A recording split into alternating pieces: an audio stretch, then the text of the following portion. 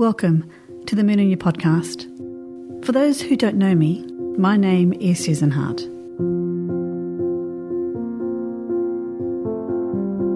On today's episode, I talk to Kerrie about the full moon in Pisces. The theme is empathy, and the focus is on self-love. But first, I wish to acknowledge the traditional owners of this land on which this podcast is being recorded. The Awabakal people of the Awabakal tribe. I pay my respects to the elders past, present and emerging. Always was and always will be the traditional custodians of this land.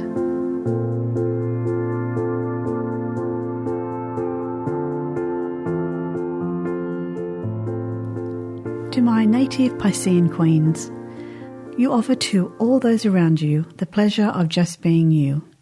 You are soulful, you lean in, you cry deeply, and you hold space for others to feel safe.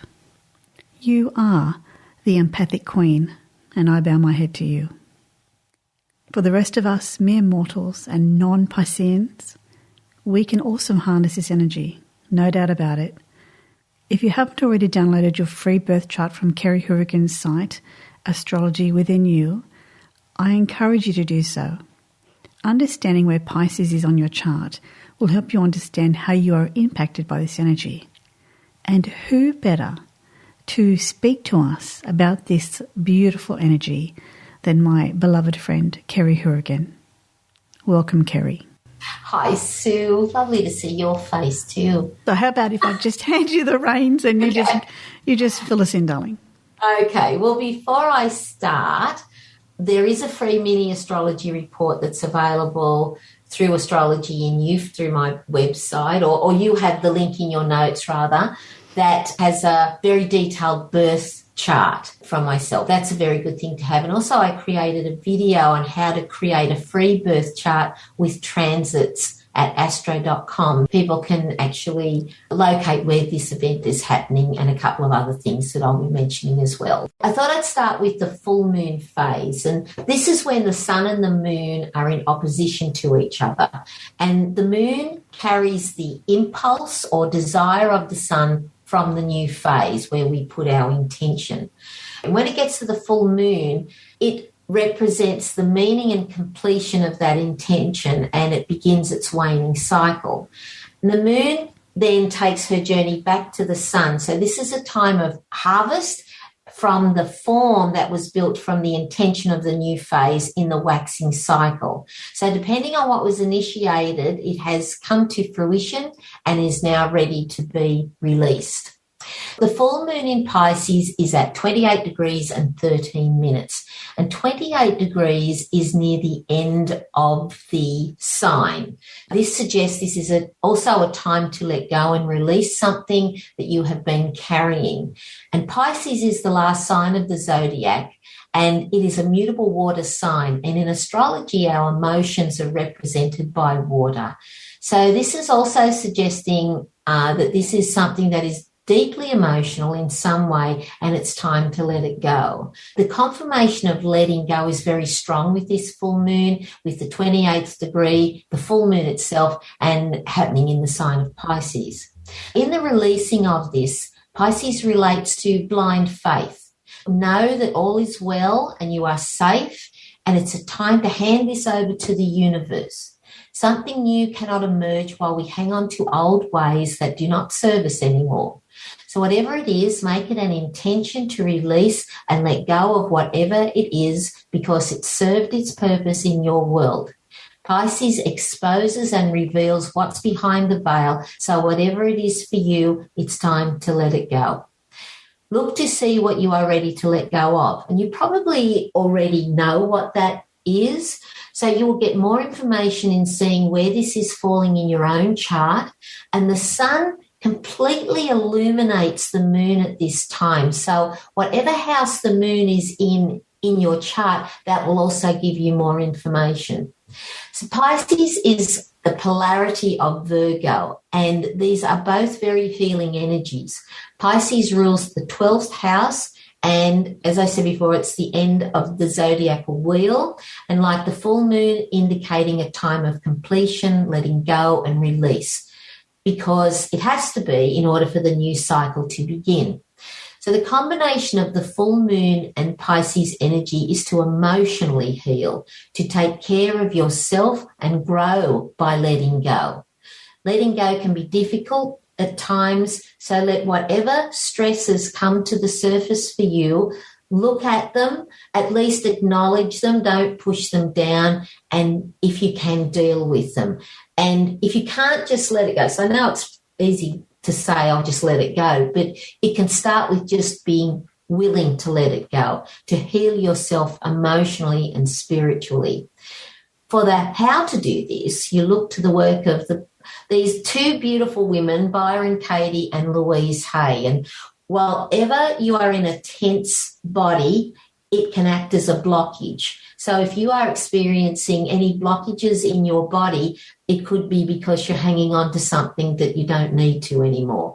And as Louise Hay says, all is well in my world and I am safe. And I encourage you to just go and have a look at any of the work that these two ladies do. The ruler of Pisces is Neptune, and it is also in Pisces retrograding in a wide conjunction to the moon. So in the retrograding process, all that means is that from our point of view, it appears as if a planet stops, goes backwards, stops, and then travels back over it again, that ground again. And all this means is that we have the opportunity to review, to evaluate what has happened before. So this gives us that time to put the brakes on it and re-examine what has happened. So again, it's looking where this is happening in your chart. And this will also help in the letting go process, dissolving what you need to, and you may even feel this sooner in the lead up to the full moon. So I'm not sure when this will be posted, but you probably are already feeling this sense of, I need to let go of that now. And you will intuit what it is. And it is an extremely powerful full moon. The energy of Pisces sends us inward, where we become consciously aware of things.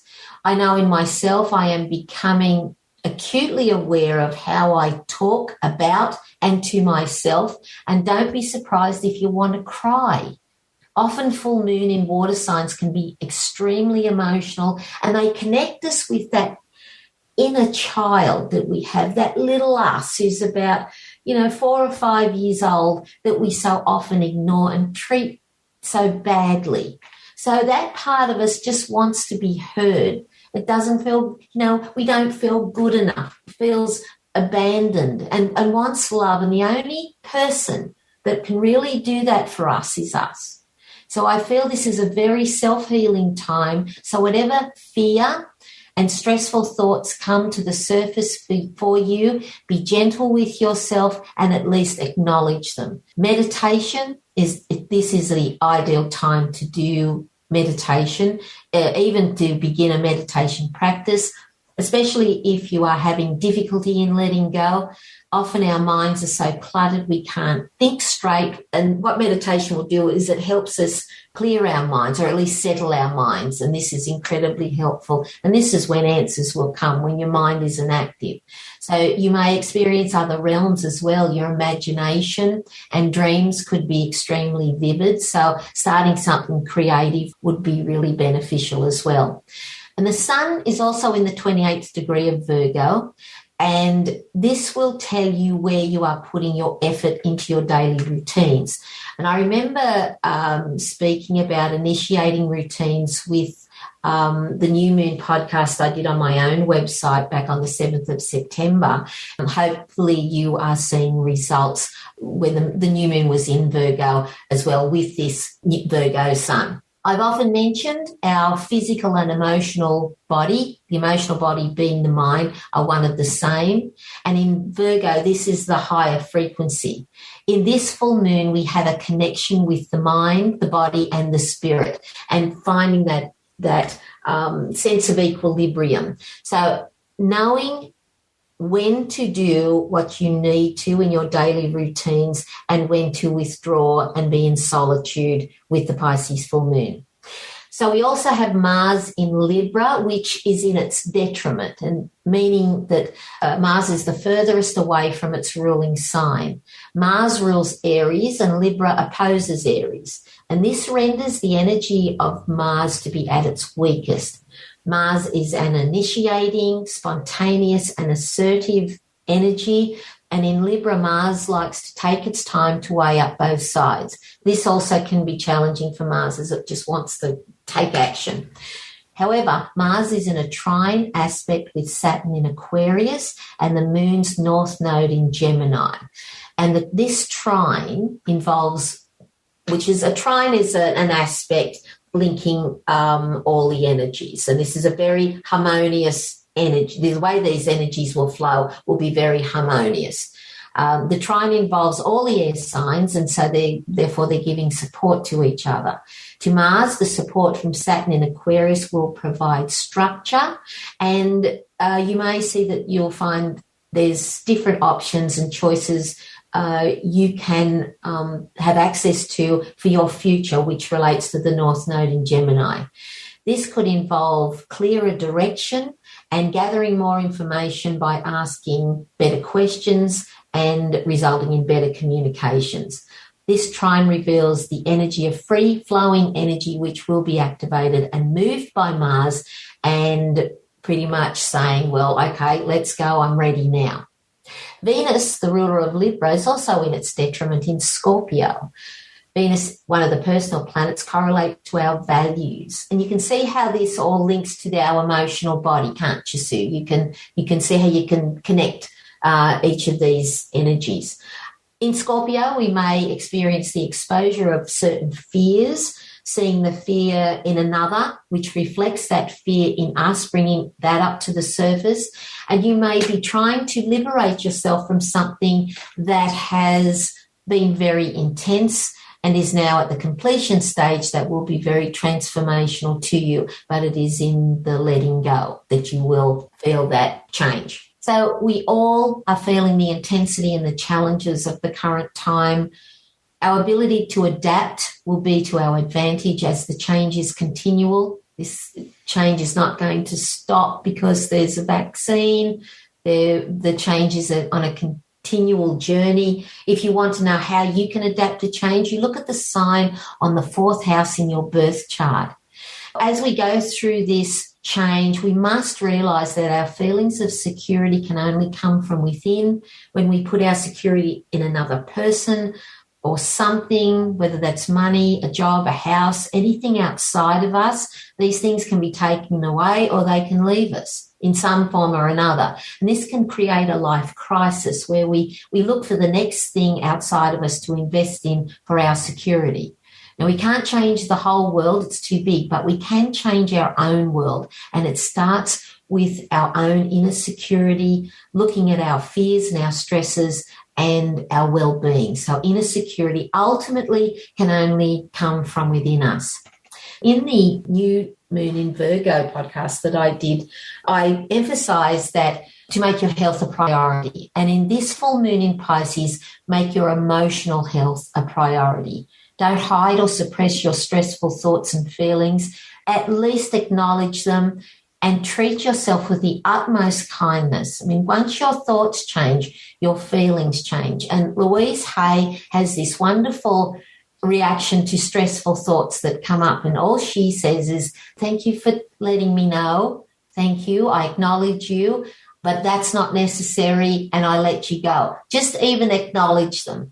Oh, that's right. She says that I know you're only trying to protect me. So it's not about beating yourself up or anything like that. So make a vow to yourself now to practice self-love by not criticizing, berating, or rejecting yourself ever again.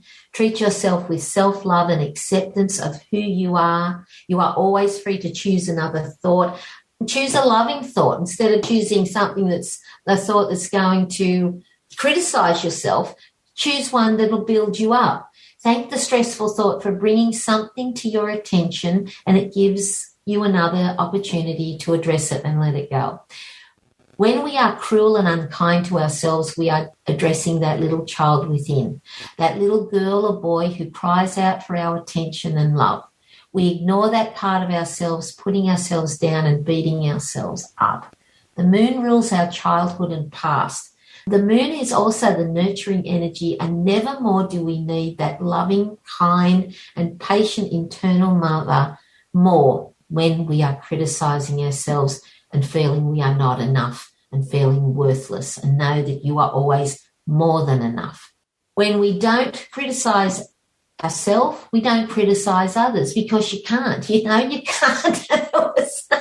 It was always so easy when you couldn't get away with it, but you just can't do it. Observe others, and if you are tempted to criticize them and find yourself irritated and passing judgment on another, it is triggering something in you for you to look at in yourself, and that very thing, look at that very thing and let it go. I pay very close attention to myself, and I actually feel extremely uncomfortable when I criticize someone, especially a politician, and that's my signal to find that very thing in myself, and I will find it every single time. I acknowledge it, I forgive them, and I forgive myself, and I let it all go. When I say forgive, one of the best ways I've heard of came from Louise Hay. And that is to say to yourself about the other person, I completely forgive you because you didn't do, say, or act how I expected you to. And I forgive myself for having those expectations, and I let it go. And I'll follow up with I completely let it go of all resentment, anger, rejection, criticism, guilt, fear, anything else I can think of, and I completely love and approve of myself. I acknowledge this in myself, and I have recognized this, and I let it go. I have found just doing this alleviates any anxiety, the need for approval from another. I am more accepting of other people and myself, because this is showing myself true self-love, kindness, and gentleness. It is truly one of the most powerful things you will ever do, and it will make lasting change in your life. The wonderful thing about Pisces is it exposes and reveals what is hidden behind the curtain. It is difficult when we come from our ego, and that's when we do criticize and judge other people. That comes from your ego. But Pisces is egoless, and we come from a higher perspective. Remember, you are perfect as you are now. So let all the guilt and anger and fear, and especially rejection, I find that that's a real powerful one with people, to seek approval from others and keep saying this to yourself. You are a magnificent creation, one of a kind. There is no one like you, nor has there ever been or will be. And doesn't that just blow your mind? Be in nature as often as you can. Spend time with your pets and let them teach you that stillness, gentleness calms our minds. Our emotional state contributes so much to our health, and meditate as often as you can. All right, let's get on to week 1. How does the full moon in Pisces coincide with your cycle? I've weaved the word empath, or having empathy for ourselves, as part of my teachings for this one. Wearing rigid, high-heeled shoes cause pelvic floor spasms and displacement of the uterus on its ligaments. This can make the uterus contractions more painful. Really? I know. And I forgot about this because it was about a year ago that I had read this before. So heels twisting or spraining your ankle. Let me just go back. Wearing rigid high-heeled shoes cause pelvic floor spasm and displacement of the uterus on its ligaments. This can make the uterus contractions more painful. Heels can lead to tendinitis, wear away foot's natural cushioning, and increase your risk of twisting or spraining your ankle. Yet, unfortunately, many women are pressured or required to wear heels for work. He goes on and says, I have patients who have debilitating menstrual cramps, but when I discuss with them that heels can lead to period pain, they tell me that they work in a bank or another, like a fashion store, and they cannot wear flat shoes. Mr. Fomberg, this says this means an overhaul in workplace expectations is necessary to optimize women's health. So the self-inquiry question I asked myself when I could no longer wear high-heeled shoes for myself was, who was I wearing them for? So if the answer is, I'm wearing them for me because I love it how it makes me feel, then you know what, that's perfectly okay.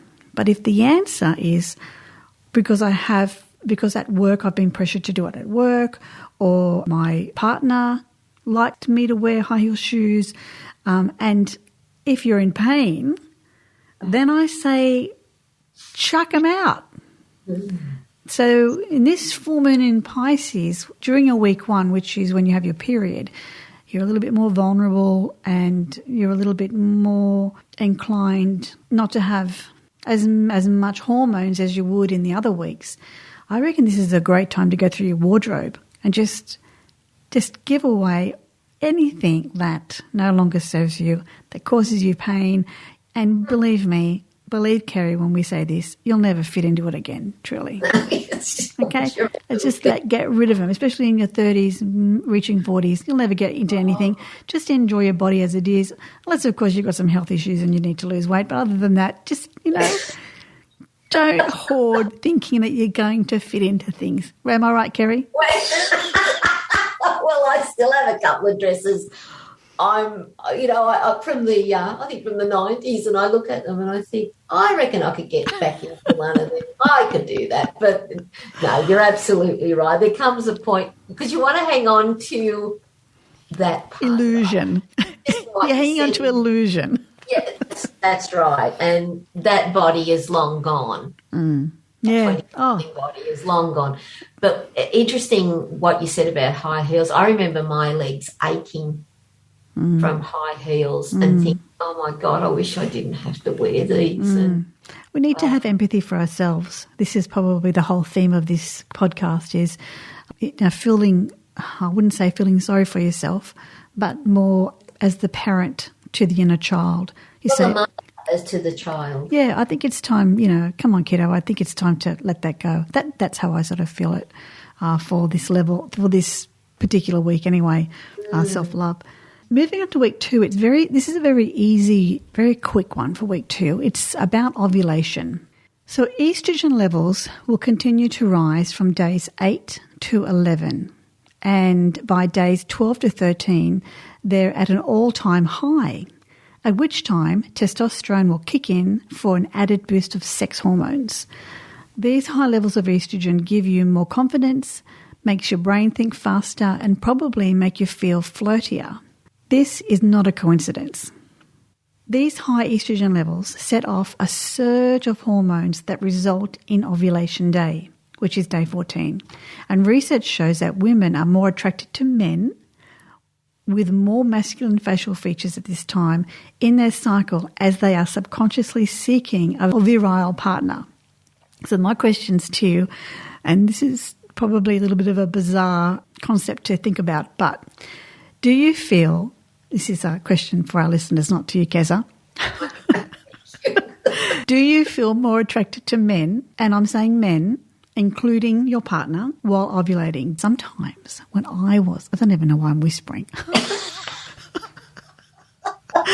Sometimes when I was a young woman and I had my period and I had a boyfriend, or in this case I had a husband, I would find myself being attracted to other men. And I used to feel really guilty going, oh, what does that mean for my relationship? So what does that mean? And I used to create this story around, oh, if I'm really attracted to that guy, he's on the dance floor and he's really looking at me and I'm looking at him. And then I go, oh, I'm married, I can't really do anything. Okay, so this is all about being having empathy for yourself, especially around day 14. If you catch yourself doing that, don't be alarmed. It's not that you don't love your husband or your partner anymore. It doesn't mean that. What it means is that your body is on the hunt. It's purely biological. So you're out there and you're scanning, or you're probably not doing that now through COVID, especially if in your lockdown you won't be going anywhere. But when you're back out in the world and you come across other people and that you're attracted to them, just wait a couple of days. Because it'll pass, because this is what your body's doing. It is scanning for virile men. And even if you are a lesbian, this is probably where some lesbians that I'm aware of, they can get a bit confused sometimes because biologically the body is looking for a sperm donor, basically. That's the pure biology of it. It's not about love. It's just biology. It's about procreation. Procreation. It's what the animals do. Yeah. Which is probably why a lot of my lesbian friends or couples who go through books and they look at men to see who's going to be a good donor. It's the same concept. So you're scanning for that. You're not going to be wanting any old donor's sperm in a non-heterosexual relationship. So you're going to be wanting to still scan. But isn't that an interesting thing? So the idea is to allow your feelings to be shown and to feel it. But if you're aware that this is biological, then you won't get too confused if you think, oh, well, why am I attracted to that person when I'm actually married to this person? And anyway, I learned that many, many years ago, and I just wanted to share that today. Be loving and kind to yourself, and just it'll pass. Give yourself a couple of hours. Acknowledge it, yeah. Acknowledge it. I just think it was good. Yeah, exactly. I couldn't agree more. I remember a friend of mine, her boyfriend. I used to think he was pretty hot stuff, and thank God I had sunglasses on because I spent a lot of time just checking him out, and he had facial hair. Yeah. Well, I'm past menopause. I'm 55 now, and my hubby's just growing a beard, and he's growing his hair, and I now think, oh my God, that is gorgeous, and I love men with facial hair. So anyway, there's something in it. Okay, so week 3. Week 3 is always about progesterone, and for those of you who have followed us for a very long time, you know that I'm always banging on about how we will always need to keep our progesterone levels at optimum during this 3rd week, moving into the 4th week. So progesterone, though, is a sedating hormone, and during this week it rises to be the dominant over estrogen. Mix that with the full moon in Pisces. You'll love this, Kerrie. So mix this with the full moon in Pisces, and you've got a cocktail of emotional tension. Because progesterone is sedating, it's very it in itself, I think, is extremely emotive. It makes you want to rest and read books and cuddle up, and it's very romantic. Pisces does that. It just likes to chill because all the signs are merged together in Pisces. Yeah, whatever. Whatever. Yeah. I think it's going to be a beautiful week for those who are in your 3rd week with progesterone, because also progesterone promotes sleep. So why not take the advantage of this natural sedative and go to bed early? I feel like such a nana when I say that. Sleep is one way to reduce stress in your life. So enjoy it. Just sleep as much as you can during this week, I think. What do you reckon, Kez? I agree. It's just a very chill, kick back, chilling out. Yeah. And you might find, things come to the side. Other things start to bubble up to the surface. Yes. Totally agree with you. Yep. Now, week 4 is a little bit of a long one, so let me take the liberty to read this slowly. So week 4, during each phase of our monthly cycle, we need deep restorative sleep. It is especially important during the last week of your cycle, particularly if you suffer from PMS. In past blogs and episodes of the Moon and You podcast, I often speak about how PMS has been linked to stress hormones. If stress hormones are at high levels and constantly at play, there is research to suggest that progesterone levels will be disrupted, causing this lovely, calming and sedating hormone to nosedive after day 21, and PMS will remain for the week until you get your period. So this is where the pineal gland comes to play.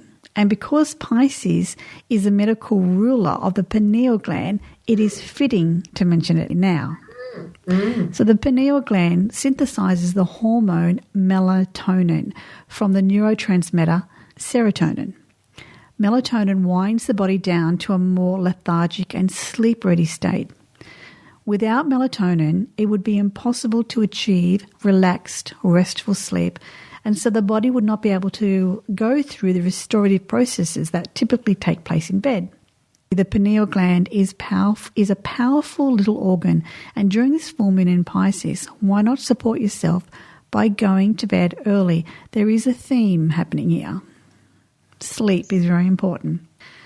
And I'm talking about like really preparing for sleep, shutting down all electronics after 6 p.m. and see if this helps reduce stress and allow melatonin to be activated for deeper sleep. One of my big challenges, Kerrie, has been that I think if I go to bed too early, I'm going to miss out on so much. If I go to bed at 9:30, I've got like 2 or 3 hours of like Netflix watching that can be doing, or I could be writing a blog, or I could be eating, drinking, whatever it might be. But you can get up early. I'm not saying that you sleep for like 10 hours. Go to bed early, then allow for 8 hours sleep and get up early. That's all. And it does help with your stress levels. I guarantee you. I'm doing it now. It helps with everything. It helps with your weight, your blood pressure, everything. A restful night's sleep. And you mentioned the pineal gland there. There's, Pisces is about other realms, dreams, imagination, so you can access that there. And for the women who, it can be a torturous week. Yes, for those women whose progesterone does drop at day 21, or for those women who have estrogen dominant during this week. I mean, PMS can be a nightmare for you. On a more spiritual sense, the pineal gland and the third eye are very much joined together. Yes. Talk to any scientist and they would look at you, with opened eyes going, but that's okay. That's where sometimes science, they forget that there is mystery still in life. So, for example, Kerrie, the placebo effect. Scientists often talk about the placebo effect, whereby a group of people are given a certain pill and another group are given another pill. One is a placebo, which is like a sugar tablet, and the other one is the real thing. And they're both told that this will help with your headaches, this will help with back pain, or this will help with slowing the tumour down, or whatever it is that the scientist wants to learn. Why is it then in some of the placebo cases, up to 60% of cases, things actually change? Now, scientists don't know why. It's because the power of the mind changes their body to make it fit to what they actually believe. They're going to take a pill and therefore this is going to happen. And so it does happen. So scientists are using spiritual concepts like that. How can the mind change the body?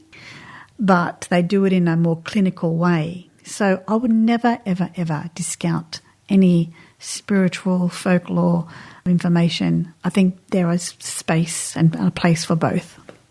Well, scientists, if it can't be proved in a laboratory, then, it must be true. But I think it was Dr. Joe Dispenza talked about people with arthritic knees. This doctor said to them, right, well, we're going to do a little operation on your knee. Your knee will be absolutely 100% better when we're finished. We'll get you just to stay in hospital overnight.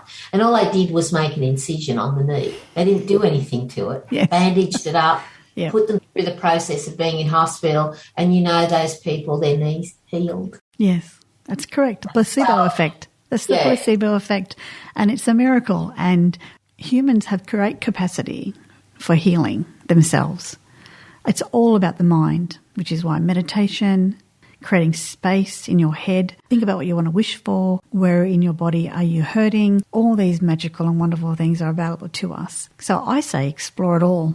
Explore it all. Science and folklore, spiritualism, all roads lead to the same conclusion, in my opinion. And one thing that I've started to do is I've turned the television off. I don't watch the news. I know what's going on. I am aware of what's going on, but the way the news is reported, I don't know what it's like overseas, but here there's an urgency and intensity. We've got this many COVID infections, this many deaths, and it's the emphasis that they put on it. And it's the same thing for the first 15 minutes of the news. And I can say that it certainly made a difference with me. Definitely me too. That's something I would recommend. And And if you're going to feed your mind, feed it with something that's going to nourish your mind.